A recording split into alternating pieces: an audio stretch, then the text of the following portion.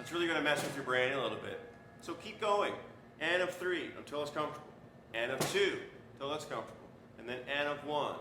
You should be able to do with either one. Because when you're playing swing music, a lot of our shots are in the ands of the beats. So you may hear the horns go boo ba doo da. Well, that's on the N of the beat. So we got to be able to feel the N of the beat. So again.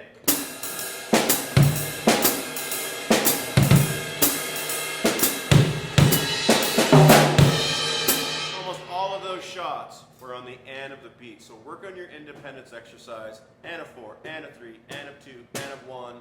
Until all of those feel comfortable. Then you can mix them up a little bit. And then you'll start to hear what swing music really sounds like on the drums.